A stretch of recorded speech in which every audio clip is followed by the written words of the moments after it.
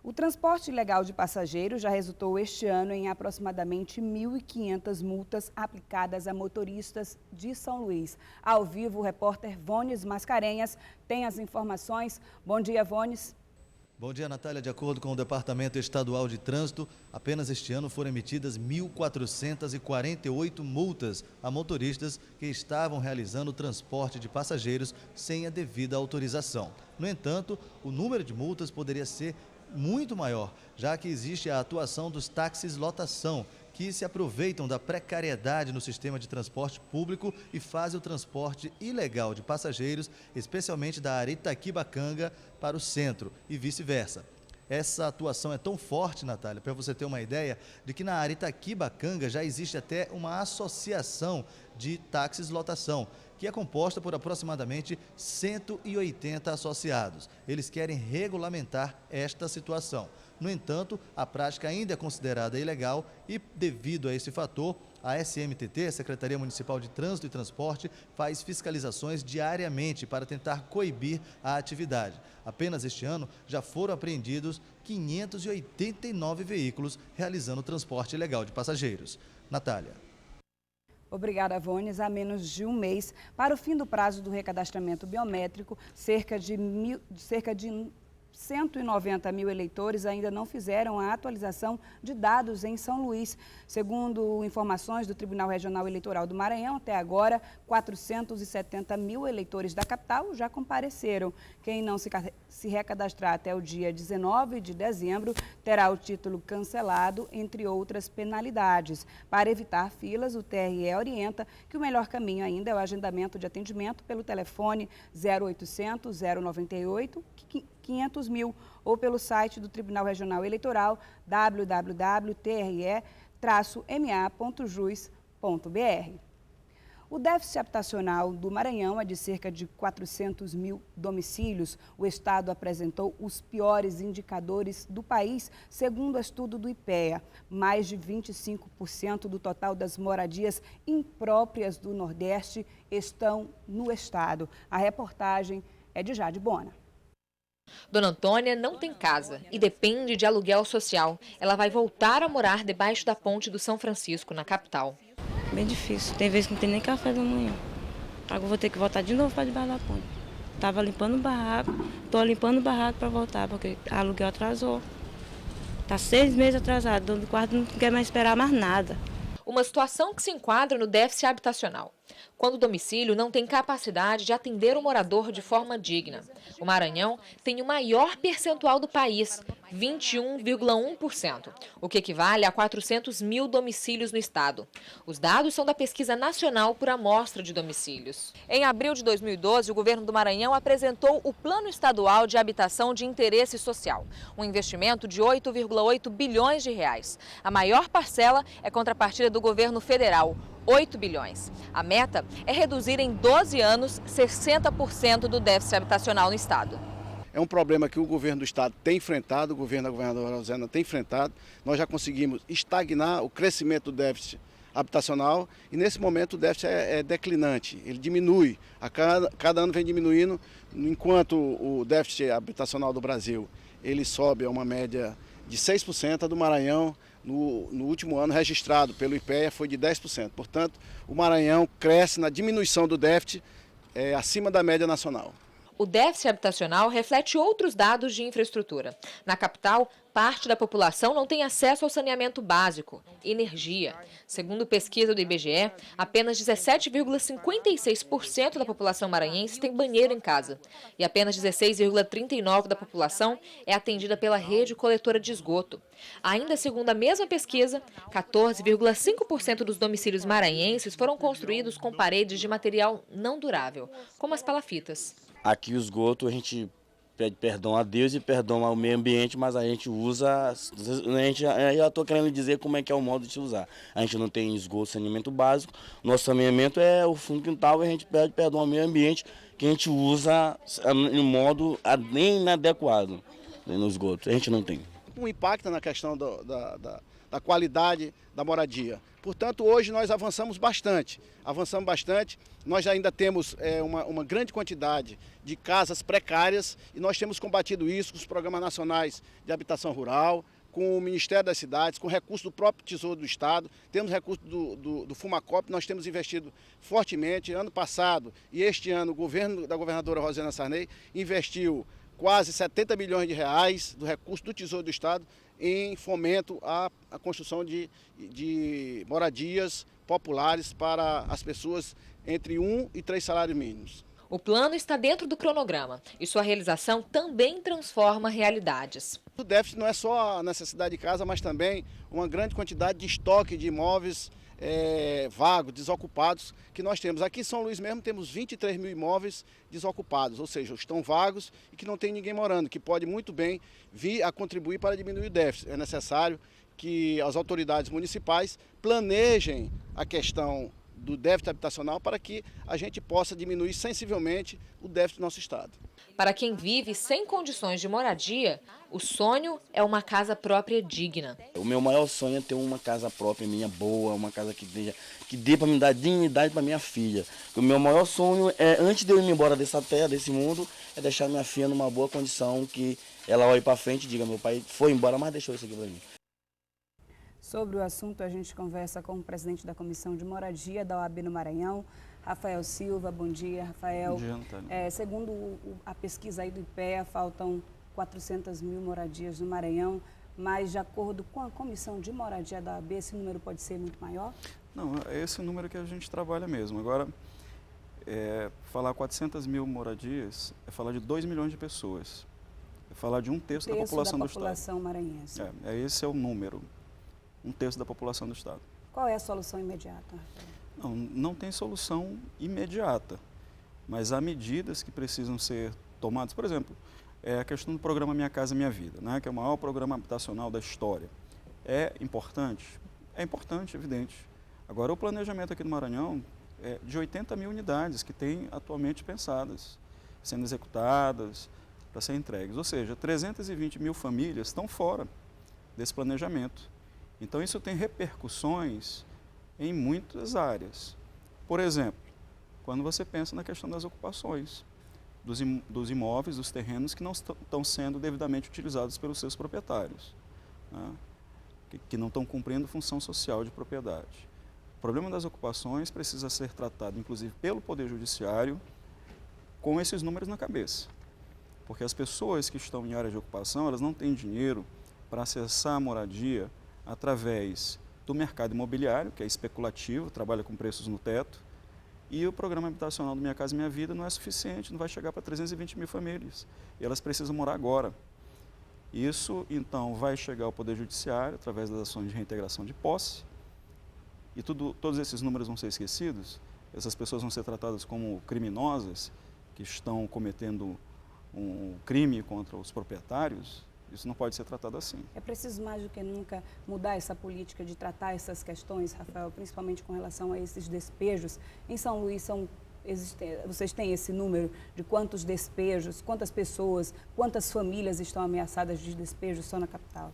Olha, ou não tem como dimensionar? É difícil de mencionar. Agora, o que nós podemos dizer é que nós temos uma quantidade aqui na capital, segundo a Secretaria Municipal de Urbanismo, 70% da população da capital vive em áreas irregulares.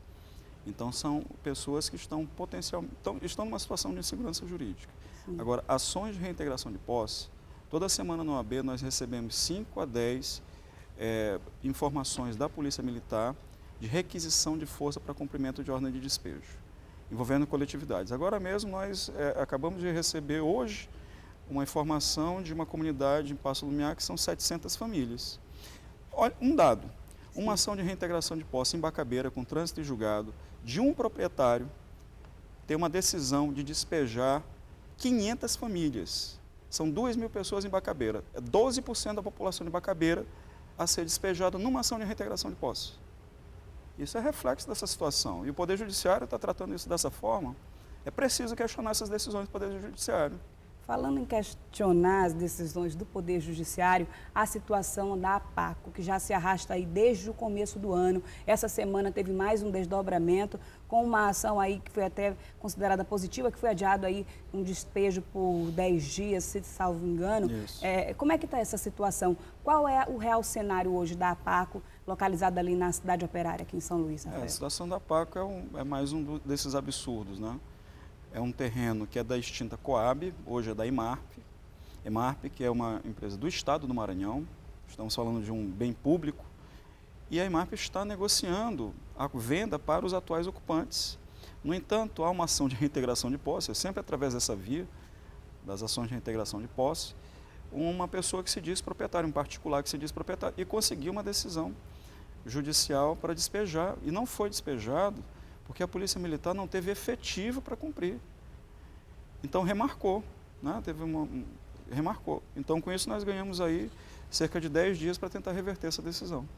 Na APACO tem duas situações. Quais situações são essas, Rafael? Bom, existe uma outra, lá são 5 áreas de ocupação, existe uma outra ação de reintegração de posse, com a mesma problemática, mas o outro juiz conseguiu suspendeu a decisão quando soube que era a Emarp, que estava fazendo inclusive a regularização fundiária, ele mesmo suspendeu a decisão, que não aconteceu no outro caso. Qual é a orientação da OAB para essas pessoas que, como você falou, que às vezes são até tratadas como invasoras, criminosas? Qual é a orientação para essas pessoas, Rafael? Para procurar mesmo os órgãos como a OAB, como a Defensoria Pública? É por esse caminho que elas devem seguir? A população, ela precisa se organizar coletivamente, ela precisa ter internamente uma organização, uma associação, ela precisa procurar movimentos e instituições que trabalhem na defesa da moradia, né, e publicizar suas demandas. Enquanto elas não publicizam as demandas, elas estão fragilizadas. Preciso cobrar também das autoridades competentes, especialmente o município. As prefeituras municipais têm responsabilidade constitucional com o solo urbano. Então, eles têm ali uma porta de cobrança política que deve ser sempre exigida. Você está enfrentando agora um novo desafio na sua vida, que é a questão de um quadro, de um programa de televisão. Há quanto tempo, mais ou menos, que você está com mais esse novo instrumento aí de informação para a população? E o que é que diz aí esse quadro, Rafael? Não, é um quadro num programa que passa aos domingos, pela manhã, sobre direitos humanos, né? E a gente tem entrevistado pessoas representantes de instituições e principalmente de movimentos populares, de grupos vulneráveis, para publicizar suas demandas, para colocar isso no debate, né? E a gente tem utilizado isso através de entrevistas que temos feito com representantes, né?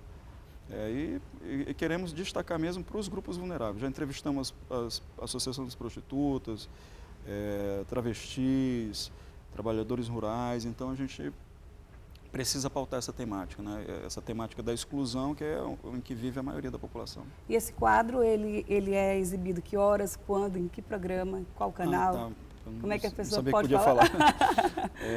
Aos domingos, 8 horas da manhã, na TV Cidade, é o programa Entrevista com Moreira Serra. Aí dentro do programa tem um quadro, exato, que é o quadro de Direitos Humanos. Geralmente nós estamos no segundo bloco, é o bloco Direitos Humanos e Direitos de Todos.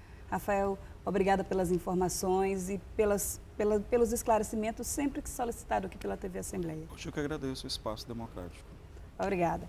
Os destaques da sessão plenária, construção de estradas no interior do Maranhão e a indicação do conselheiro do Tribunal de Contas do Estado repercutiram entre os parlamentares. Acompanhe. O investimento de 500 milhões de reais do governo federal em parceria com prefeituras e governo estadual foram comemorados pelo deputado Magno Bacelar. O convênio foi feito através da Codevasp. O governo do Estado do Maranhão, Codevasp e Prefeitura do Maranhão fizeram o convênio ontem, onde praticamente 100 sistemas de abastecimento d'água aqui no Estado do Maranhão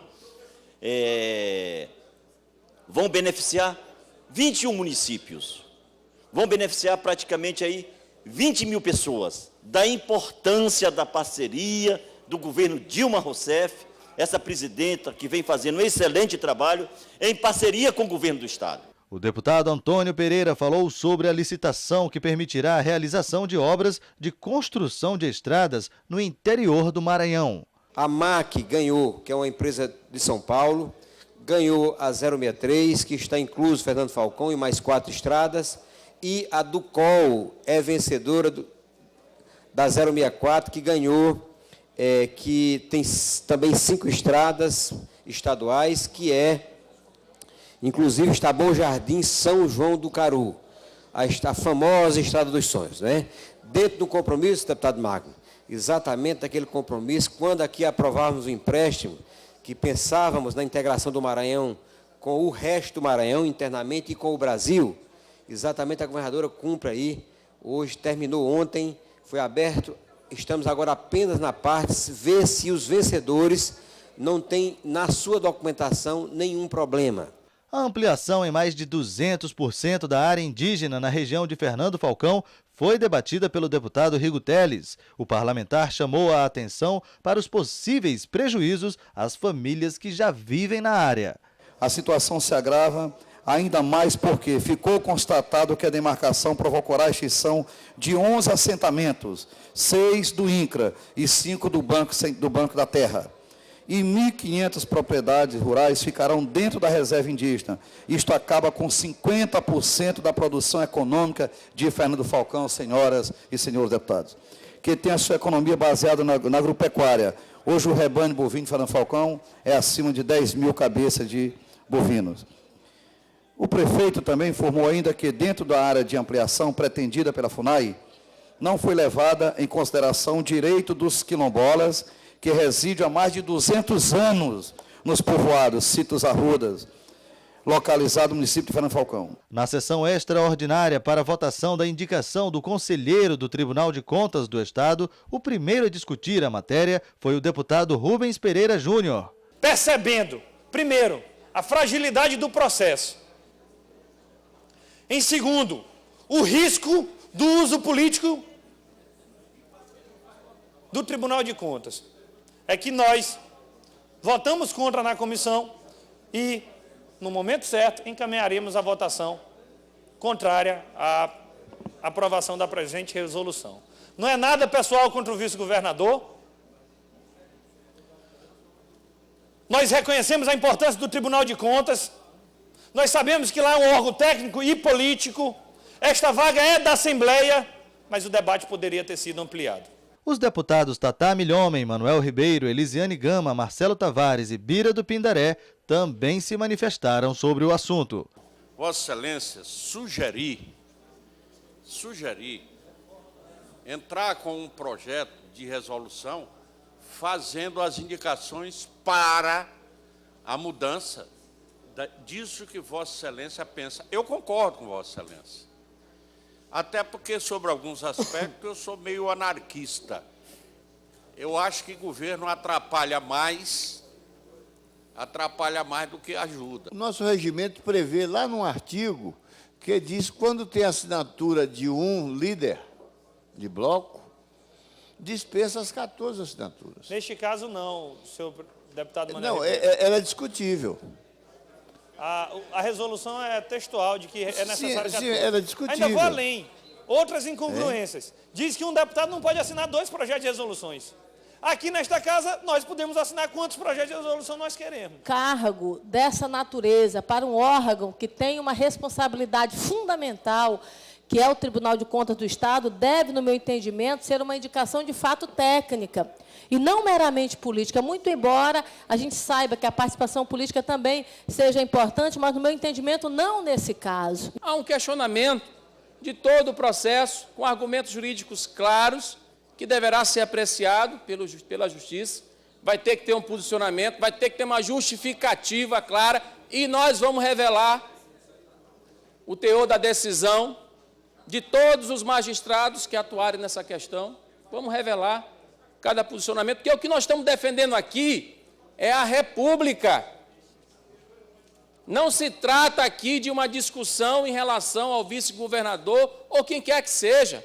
Nós estamos discutindo a República, estamos discutindo os métodos, a forma de condução de um processo. Seria prudente que nós aguardássemos, pelo menos, se não a decisão de mérito, porque aí é um tempo longo, mas pelo menos concessão ou a negação da liminar solicitada pelo deputado Bira do Pindaré e o deputado Domingos Dutra. É a minha colocação. Após os encaminhamentos, o projeto de resolução que permitiu a eleição do novo conselheiro do Tribunal de Contas do Estado foi aprovado e, por 22 votos a favor e 4 contra, Washington Luiz foi eleito.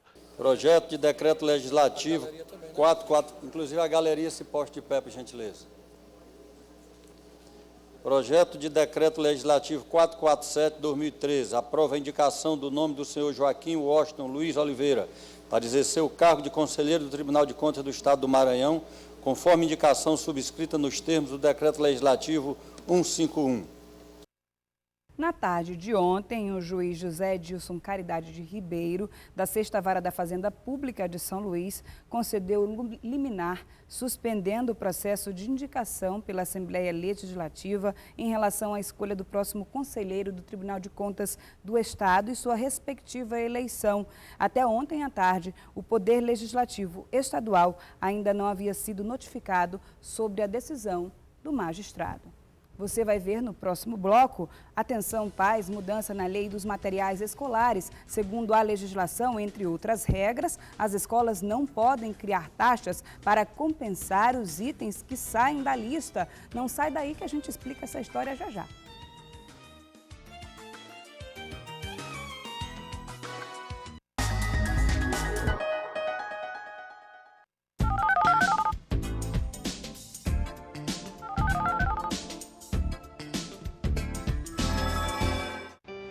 Eu já registrei uns 30 filhos. Eu já perdi as contas. Só nesse mês, 7. Com o programa Pai Presente do Poder Judiciário, agora o reconhecimento de paternidade ficou mais simples e pode ser feito em qualquer cartório de registro civil. O objetivo é identificar os pais que não reconheceram seus filhos e garantir a todos o direito à sua identidade biológica. Mais um, 8. Pai Presente, o reconhecimento que todo filho espera.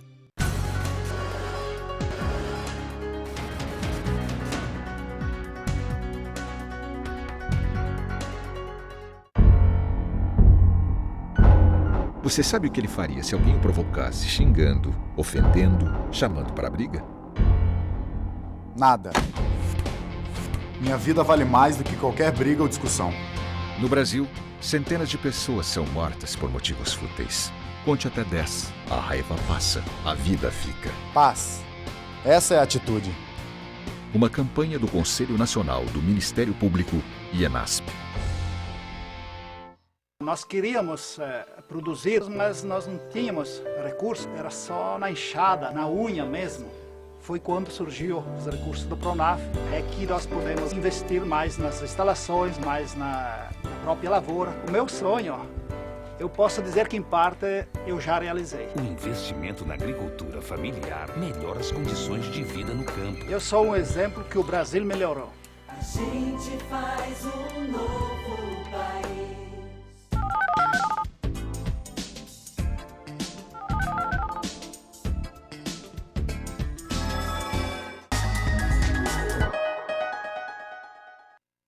O padre italiano Nicola Gysi recebeu ontem o título de cidadão maranhense em uma cerimônia marcada pela emoção no plenário da Assembleia Legislativa. O autor da proposta do título de cidadania maranhense ao padre italiano Nicola Gysi foi o deputado Afonso Manuel. O parlamentar citou a trajetória de militância eclesiástica e política do sacerdote, que atualmente mantém suas atividades no bairro do São Raimundo e adjacências. Hoje, quinta-feira, dia 28, a Assembleia escreve um livro, antes e depois do título, que nós vamos entregar agora a Padre Nicolau. Então, vocês veem que ele foi um desbravador, Padre Nicolau foi um bandeirante, que chegou aqui e foi abrindo terrenos, para louvar e agradecer a Deus.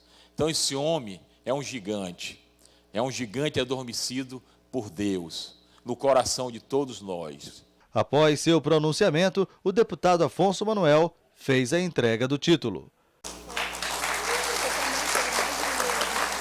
É o novo cidadão maranhense, Padre Nicolau.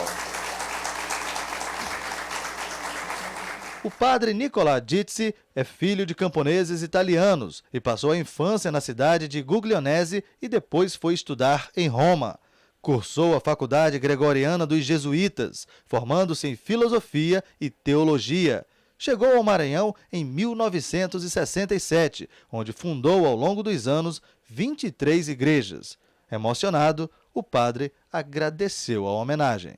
Estou nesta casa como perdido, porque não é um ambão de catedral, nem uma casa religiosa, nem uma casa paroquial. E antes de mais nada, agradeço por esta homenagem à minha pessoa, ao estimado amigo deputado Afonso Manuel. A homenagem, porém, é mais para a minha querida mãe, que é a igreja, que sirvo e amo e com quem me identifico. O meu nome é Nicola, ou Nicolau, aqui no Brasil, porque na minha terra, ficando perto da cidade de Bari, San Nicolau é um santo muito amado e venerado pelo povo. Nicola significa vitória do povo. Na língua grega, são duas palavras, Nike, Laos, a vitória do povo. Que o Senhor nos proteja sempre na nossa missão. Muito obrigado. Padre Nicolau Dizzi, missionário do Sagrado Coração e pároco de San Raimundo Nonato. Obrigado especialmente aos paroquianos de San Raimundo Nonato. Muito obrigado.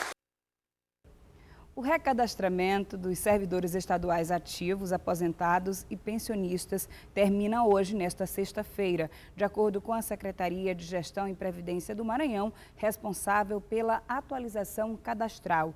Todos os servidores ativos que não atualizarem seus cadastros funcionais até hoje devem procurar os setores de recursos humanos de suas secretarias de origem para verificar e assim regularizar a sua situação. Já aposentados e pensionistas que perderem o prazo do recadastramento devem se dirigir até o setor de aposentadoria da SEGEP, localizado no bairro Calhau, em São Luís. A atualização cadastral é obrigatória. O não comparecimento implicará no bloqueio dos vencimentos dos servidores. Atenção, pais! Mudança na lei dos materiais escolares. Segundo a legislação, entre outras regras, as escolas não podem criar taxas para compensar os itens que saem da lista.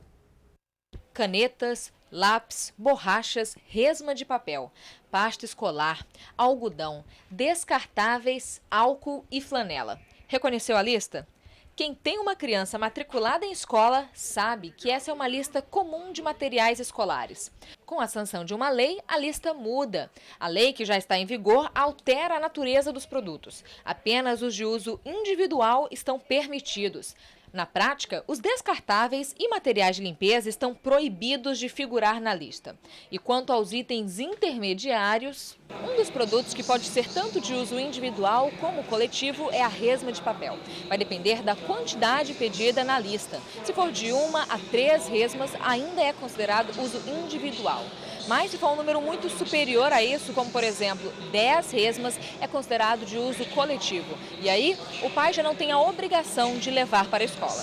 Ele pode negociar com a escola e deve ficar atento, pois, segundo a lei, as escolas também não podem criar taxas para compensar os itens que saem da lista. O primeiro passo é procurar a escola, a administração da escola, colocar que ele está achando aquela quantidade excessiva para o uso do filho e, se houver um bom senso da escola, vai haver um recuo nesse sentido para que seja entregue somente para o filho.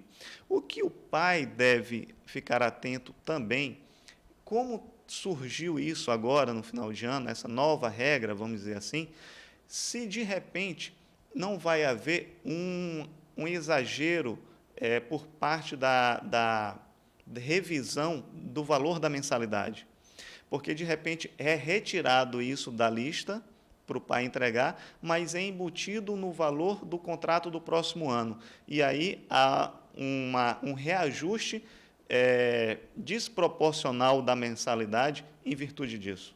Se a negociação não funcionar, os pais podem acionar órgãos de defesa do consumidor. Se a escola, ainda assim, após essa lei, que já está em vigor, permanecer exigindo, ele pode ir à escola, mostrar a lei, que é um parágrafo que introduziu numa lei já existente, ou procurar o PROCON ou até mesmo o judiciário. Os pais já veem a mudança com bons olhos. O peso da nova lei será sentido no bolso. Principalmente naqueles que foi dito, principalmente nos materiais que são descartáveis e algumas coisas de plástico, ficar atento para que não só eu, mas como todos os outros consumidores não possam ser lesados. Vou ficar atenta e vou seguir o que é recomendado, que agora esse ano é só levar o que é necessário. É válida, né? Vai se tornar mais econômico, né? Despesa menor. Ajuda, né? Ajuda bastante. A maioria das vezes usa mesmo mais os individuais e não os coletivos. Então, reduz bastante, né, vai? Com certeza. Você vai ver no próximo bloco as ações do projeto Nossa Senhora de Loreto, uma associação que faz há 15 anos uma bela caminhada de transformação de vidas na capital. Não sai daí, a gente volta já.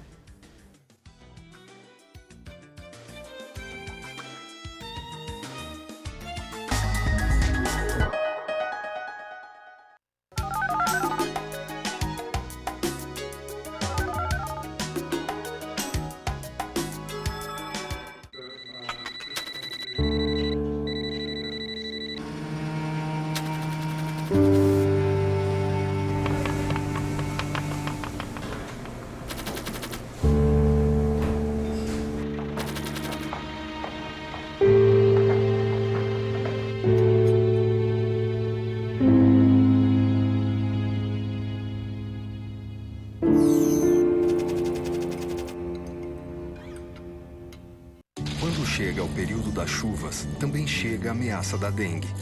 Por isso, é preciso tomar todos aqueles cuidados que conhecemos muito bem. É importante não deixar nada que possa acumular água exposto ao tempo. Encontre e elimine todos os lugares onde o mosquito da dengue pode se reproduzir. Porque quando você encontra os possíveis focos da dengue, a dengue não encontra você. Dengue é fácil combater, só não pode esquecer. Ministério da Saúde e Governo Federal.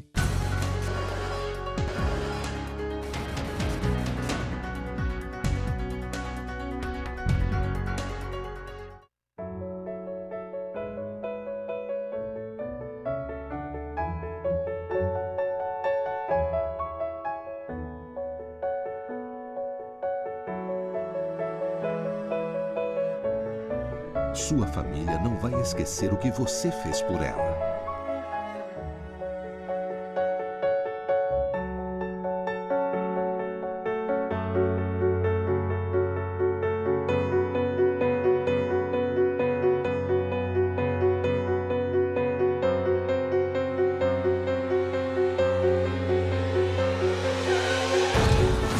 E você, o que fez com eles?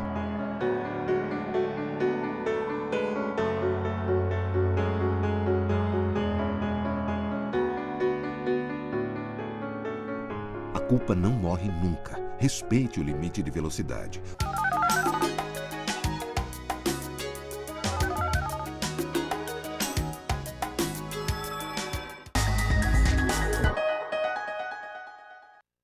Você vai conhecer agora as ações do projeto social Nossa Senhora de Loreto. Eu visitei o projeto, que é uma associação que faz há 15 anos uma bela caminhada de uma trajetória de transformação de vidas na capital.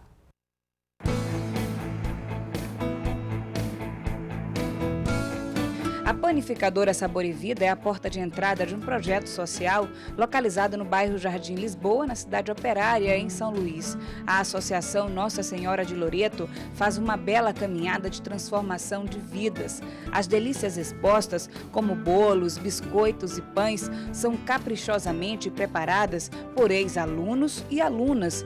A Sabor e Vida começou como uma panificadora escola. Esse sonho dessa padaria já é antigo, né? Um sonho que já teve outras pessoas que não estão aqui no momento, mas que sonharam, que lutaram para que ela se erguesse, se abrisse.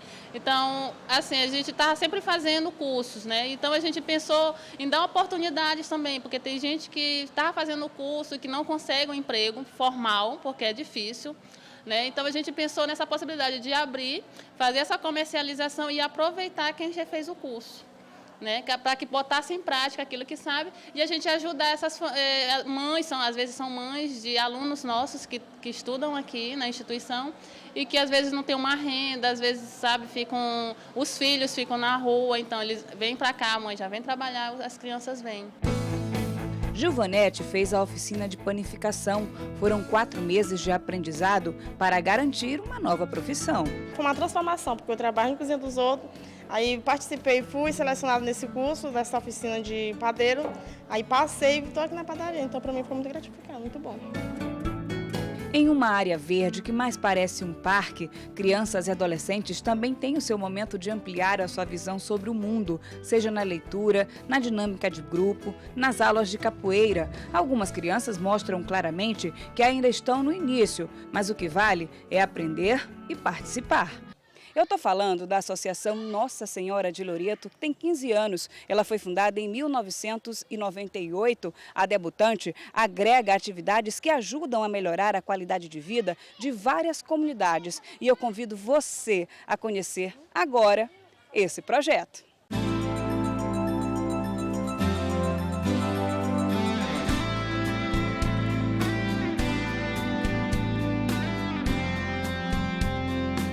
O sítio tem uma área extensa e muitos espaços que poderiam ser utilizados estão parados por falta de recursos. O projeto também está aberto a parcerias. No Coreto, a orientadora social das Sencas escolhe um tema a ser abordado com os pequenos todas as semanas. A ideia é fazer com que eles tenham desde cedo a noção de seus direitos e deveres, um trabalho que tem dado certo. Trabalhamos algumas temáticas durante os meses, né, com as crianças.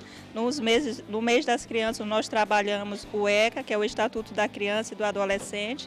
Trabalhamos também a questão do bullying, a questão da família, né, e mostrando para eles a questão da importância dos direitos que eles têm, né, e para eles terem conhecimento dos direitos deles e fazerem conhecimento que eles têm direito, mas também têm deveres e que esses direitos são importantes no desenvolvimento deles aqui, onde eles se encontram na sociedade.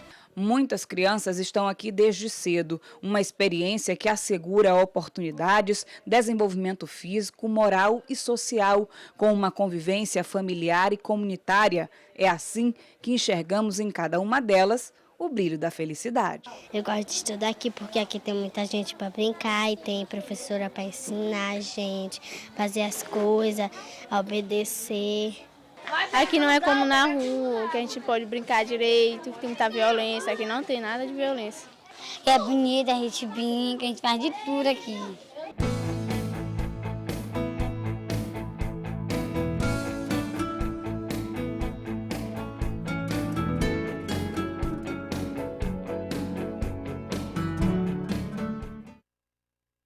O projeto Nossa Senhora de Loreto foi o tema do programa Cidadania em Pauta da semana passada, exibido pela TV Assembleia. Nesta sexta-feira, a partir das 2h30 da tarde, o Cidadania em Pauta mostra a rotina da Fundação Antônio Bruno, que é uma casa de apoio a pacientes com câncer no bairro Coatraca, em São Luís. Você pode acompanhar o programa Cidadania em Pauta através do canal digital 51.2, através também do canal 17 da TVN ou pelo site da Assembleia Legislativa www.al.ma.gov.br. O portal da Assembleia fica por aqui. Um ótimo fim de semana para você.